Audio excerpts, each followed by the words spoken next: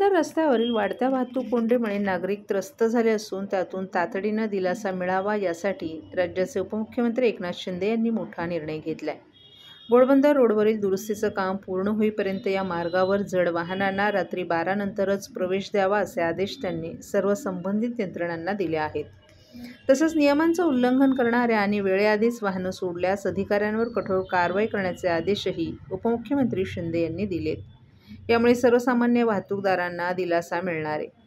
घोडबंदर येथील वाहतूक कोंडीची समस्या अधिक तीव्र होत असल्यानं उपमुख्यमंत्री एकनाथ शिंदे यांनी सोमवारी रात्री उशिरा जिल्हा प्रशासन, पोलीस आणि वाहतूक विभागाच्या अधिकाऱ्यांची एक तातडीची बैठक घेतली। यावेळी त्यांनी हे निर्देश दिले। घोडबंदर रोड हा ठाणे शहर, मीरा भाईंदर, पालघर तसेच जिल्ह्याबाहेर जाणाऱ्या वाहतुकीचा प्रमुख मार्ग आहे। या रस्त्यावर दिवसेंदिवस वाहनांची संख्या वाढते। JNPTहून येणारे कंटेनर, ट्रक, जड वाहनं, स्थानिक प्रवासी वाहतूक आणि टॅक्सी रिक्षांचा मोठा ओघ असल्यामुळे कायमच येथे वाहतूक कोंडी भीषण होते। त्यातच सध्या रस्त्याच्या दुरुस्तीचं काम सुरू असल्यानं अनेक ठिकाणी मार्ग अरुंद झालाय। त्यामुळे प्रवाशांना वाहतूक कोंडीमुळे वेळेवर गंतव्यस्थानी पोहोचणं कठीण होतं। या पार्श्वभूमीवर ठाण्यात रात्री उशिरा झालेल्या बैठकीत एकनाथ शिंदे यांनी जिल्हाधिकारी, वाहतूक विभाग, पोलीस, महापालिका तसंच JNPT अधिकाऱ्यांना समन्वय साधून वाहतुकीचं काटेकोर नियोजन करण्याचे निर्देश दिले। तर यात नियमांचं उल्लंघन करणाऱ्या अधिकाऱ्यांवर कठोर कारवाई करण्याची जबाबदारी ठाण्याचे जिल्हाधिकारी डॉ. श्रीकृष्ण पांचाळ यांच्यावर सोपवण्यात आली आहे। ठाणे वाहतूक पोलीस उपायुक्त पंकज शिरसाट यांना आवश्यकतेनुसार वाढीव मनुष्यबळ तैनात करण्याचे आदेश देण्यात आलेत। JNPTकडून घोडबंदरकडे येणाऱ्या वाहनांसाठी रात्री 12 वाजेपर्यंत प्रवेशबंदी ठेवावी असे निर्देश JNPTचे व्यवस्थापकीय संचालक उन्मेष वाघ यांनी दिले आहेत। अहमदाबादकडून येणाऱ्या वाहनांचं नियोजन मीरा भाईंदर आणि पालघर पोलीस तसंच जिल्हाधिकारी यांनी एकत्रितपणे करावे। तसंच आच्छाड आणि चिंचोटी येथे जड वाहनांसाठी तात्पुरत्या पार्किंगची सोय करावी अशा सूचनाही देण्यात आल्यात।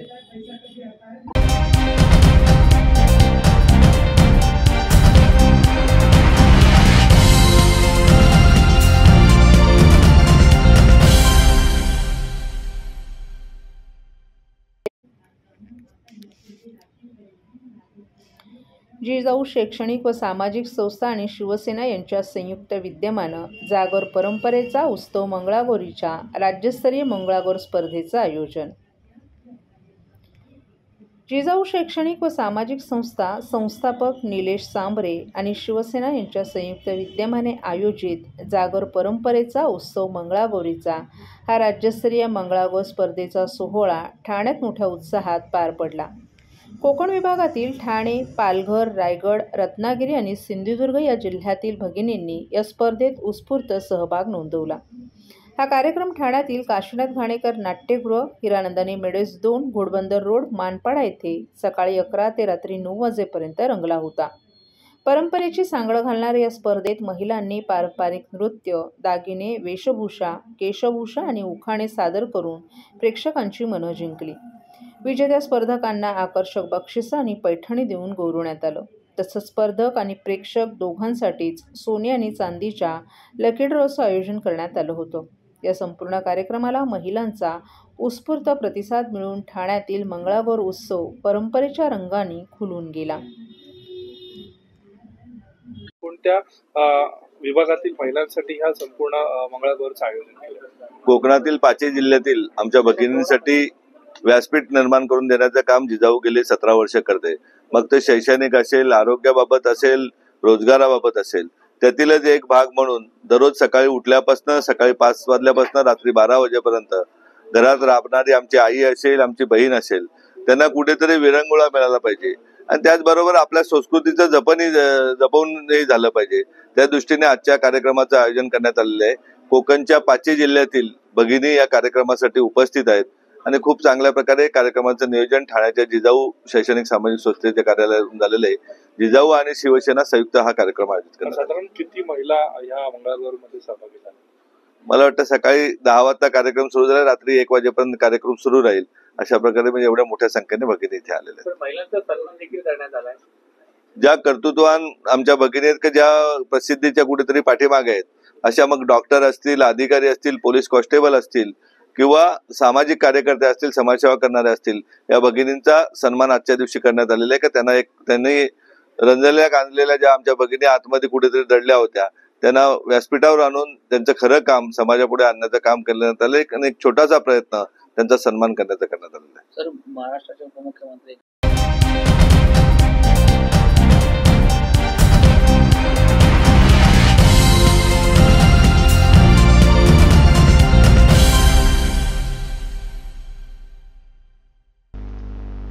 ठाण्यातील प्रचंड वाहतूक कोंडी, जड अवजड वाहनांची बेकायदेशीर वाहतूक आणि प्रशासनाच्या निष्क्रिय विरोधात महाराष्ट्र नवनिर्माण सेनेनं पुन्हा एकदा आक्रमक भूमिका घेतली आहे. येत्या 20 सप्टेंबर रोजी मनसेकडून ठाणे महानगरपालिकेसमोर ट्रॅफिक मार्च मोर्चा काढण्यात येणार असून हा मोर्चा मनसे नेते अविनाश जाधव यांच्या नेतृत्वाखाली होणार आहे.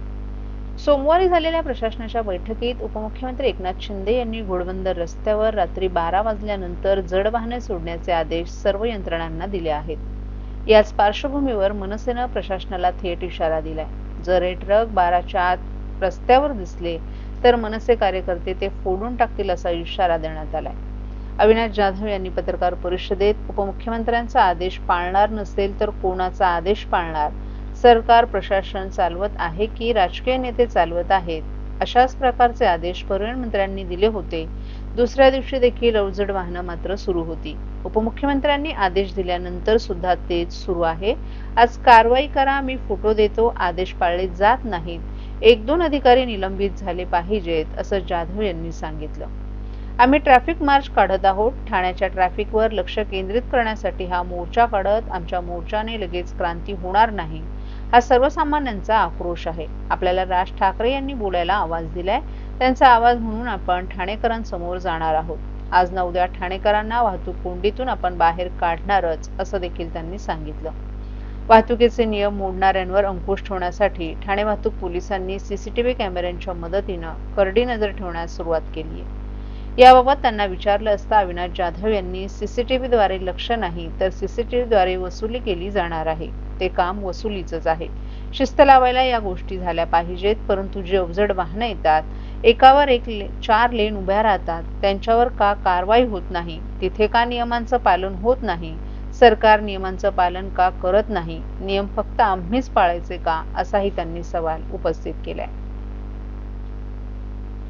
एकनाथ शिंदे यांनी प्रशासनातील वरिष्ठ अधिकाऱ्यांसोबत बैठक घेतली. जस्टिस फॉर घोडबंदर या कमिटीची देखील बैठक घेतली आणि आदेश दिलेला आहे की जे अवजड वाहनं आहेत ती 12 वाजेपर्यंत 12 नंतर सोडण्यात यावी रात्री. मात्र आता सुद्धा ही अवजड वाहनं नाही, ते दुपारी 12 बोलले असतील. कारण आता जर तुम्ही ज्युपिटर हॉस्पिटलच्या ब्रिजच्या खाली गेलात तर तिथे 4 लेनचे ट्रॅफिक हेवी ट्रक लागलेले आहेत. आणि आत्ताच म्हणजे आम्ही आत्ताची गोष्ट करतोय, काही वेळापूर्वी 5-10-15 मिनिटापूर्वीची गोष्ट आहे की आत्ता देखील तिथे हेवी ट्रक उभे आहेत. सो जर माननीय उपमुख्यमंत्र्यांचा जर तुम्ही आदेश पाळणार नसाल तर आदेश पाळणार कोणाचा मग? सरकार प्रशासन चालवते की राजकीय नेते चालवत आहेत हेच कळत नाहीये. याच्या आधी देखील अशाच प्रकारचे आदेश परिवहन मंत्र्यांनी दिले होते की डिसेंबर पर्यंत ठाण्यामध्ये हेवी ट्रकला बंदी. दुसऱ्या दिवशी देखील हेवी ट्रक चालू होते. काल माननीय उपमुख्यमंत्र्यांनी हा आदेश दिलेला आहे, त्याच्यानंतर पण ते चालू आहे. सो मला कळत नाहीये की नक्की सरकार प्रशासन चालवत आहे, अधिकारी चालवत आहेत की राजकीय नेते चालवत आहेत. एकीकडे असं पण म्हटलं जातंय की जर हे वेळा पाळल्या गेल्या नाही तर अधिकाऱ्यांवरती कारवाई केली जाईल. मी तेच सांगतो, आज कारवाई करा, कारण आज चालू आहे. आता मी पाहिलं तर त्याचे फुटेज आणि फोटो देतो तुम्हाला. आदेशच पाळला जात नाहीये ना. मग आज सकाळचं आहे, याच्यात 1-2 अधिकारी सस्पेंड झाले पाहिजेत. बघूया होतात का. मागील अनेक दिवसांपासून ही वाहतूक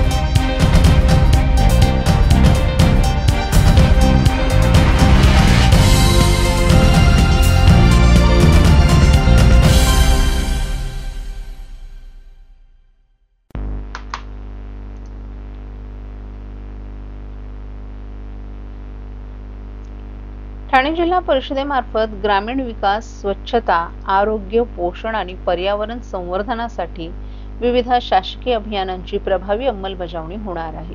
या संदर्भात आज मुख्य कार्यकारी अधिकारी रोहन घोगे यांच्या अध्यक्षतेखाली पत्रकार परिषद घेण्यात आली.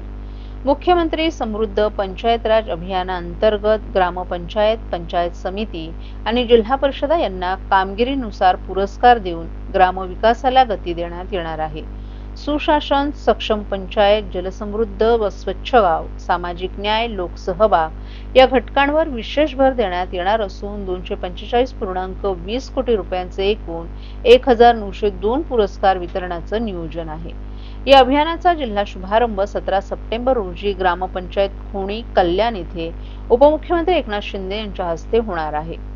हरित महाराष्ट्र, समृद्ध महाराष्ट्र अभियानांतर्गत वृक्षारोपण, जलसंधारण आणि शाश्वत हरितीकरणावर भर देण्यात येणार आहे। ठाणे जिल्ह्यासाठी 1,54,300 वृक्ष लागवडीचं उद्दिष्ट निश्चित करण्यात आलं असून सर्व ग्रामपंचायतींमध्ये 17 सप्टेंबर रोजी वृक्षारोपण मोहीम होणार आहे।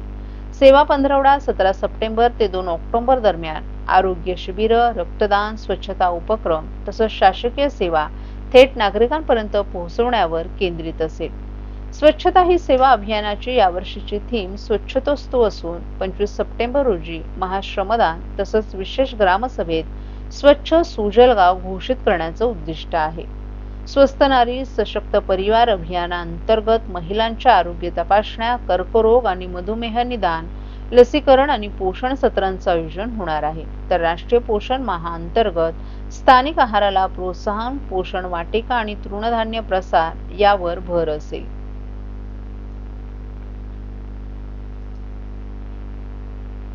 सर्वांना नमस्कार।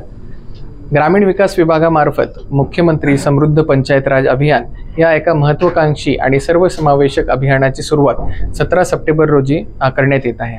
या अभियानाचा कालावधी 17 सप्टेंबर ते 31 डिसेंबर हा असणार आहे आणि त्याच्या पूर्वतयारीमध्ये आपण क्षमता बांधणी प्रशिक्षण ही जिल्हास्तर, तालुकास्तर आणि ग्रामस्तर याच्यामध्ये सर्वच लोकांची क्षमता बांधणी प्रशिक्षण घेतलेली आहेत। क्षमता बांधणी ग्रामसभा घेतलेल्या आहेत। याची मोठ्या प्रमाणावरती प्रचार प्रसिद्धी करण्यात आलेली आहे आणि ह्या अभियानाचं जे स्वरूप आहे ते अगदी सर्वसमावेशक आहे। याच्यामध्ये मोठे 8 मुद्दे आहेत आणि लहान असे 40 मुद्द्यांचा याच्यामध्ये समावेश आहे आणि याच्यामध्ये प्रत्येक स्तरावरती म्हणजे तालुका स्तर असेल, जिल्हा स्तर असेल, विभाग स्तर असेल आणि राज्यस्तर असेल यावरती मिळून 1902 बक्षिसं यामध्ये देण्यात येणार आहेत आणि टोटल बक्षिसांची जर रक्कम बघितली आपण तर ती 290 कोटी 33 लाख एवढी मोठ्या प्रमाणावरती ही बक्षिसांची रक्कम असणार आहे। याच्यामध्ये सर्वच ग्रामीण विकासामध्ये ज्या काही सगळ्या डिपार्टमेंटचा आहे तो कृतीसंगम याच्यामध्ये करण्यात येणार आहे। सर्व योजनांचा कृतीसंगम करण्यात येणार आहे।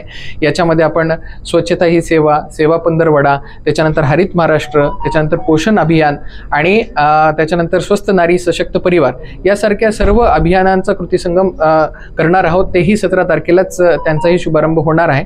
आपला जिल्हास्तरीय जो शुभारंभ आहे तो कल्याणमध्ये जे खोणी गाव आहे या ठिकाणी आपल्या राज्याचे माननीय उपमुख्यमंत्री श्री एकनाथजी शिंदे साहेब यांच्या हस्ते याचा शुभारंभ जिल्हा स्तरावरती होणार आहे आणि सर्व आमदार आणि खासदार महोदय हे आपापल्या कार्यक्षेत्रामध्ये सर्व ग्रामपंचायतींमध्ये उपस्थित राहून या अभियानाचा शुभारंभ करणार आहेत। या अभियानामध्ये सर्वात जास्त महत्त्वाचा जो आहे तो लोकसहभाग आहे, कारण ह्या सर्व योजनांचा कृतीसंगम आणि लोकांचे इनिशिएटिव्ह याच्यामधूनच हे अभियान आपल्याला सशक्त आणि संपूर्ण बनवायचं आहे।